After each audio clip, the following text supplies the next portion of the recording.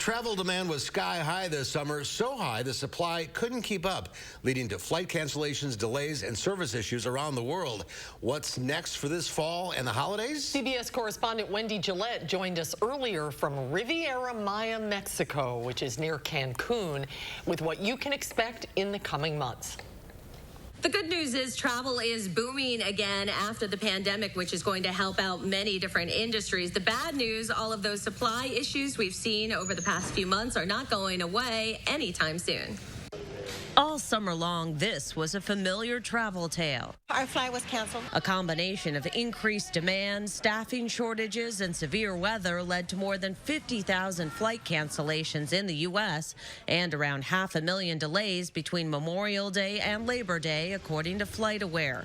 Almost 1 in 4 U.S. flights were late. The CEO of the luxury travel network Virtuoso expects more of the same as airlines work to staff up to meet demand. I think the travel surge is here to stay for quite some time because nothing motivates people like having something taken away they took for granted. His advice, plan earlier, especially at busy times of the year. When should you start your holiday planning? Last year. No, I mean, I'm only being half funny about this because people are booking things a year, 6 months in advance. America's most visited cities are benefiting from the boom. Here in Las Vegas, tourism is rebounding, but has still not reached pre-pandemic levels. Domestic tourists, it's back to those levels already.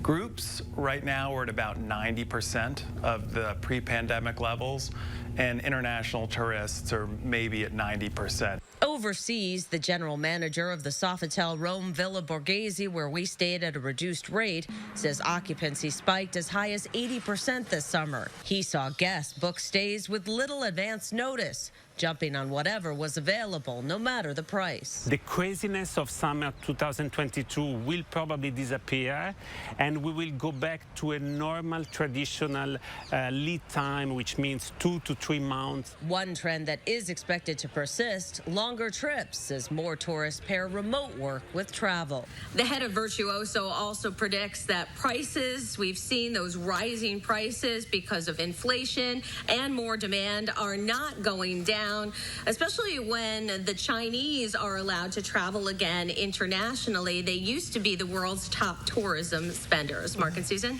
You're in the Cancun area right now. What's the situation there?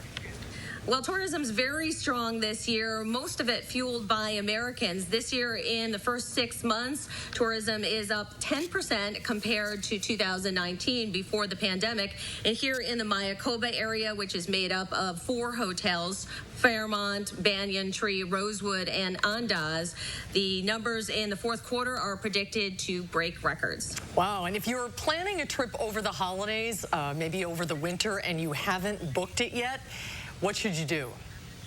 Well, the experts say book now, book immediately as soon as you can figure out your plans, because airfares are going to rise, especially by mid-October. And if you're going to fly, you should try to book on days when other people are not flying, like Thanksgiving and Christmas Eve. Good advice as usual. Enjoy the sunshine down in Mexico. We'll see you soon, Wendy. All right, thanks.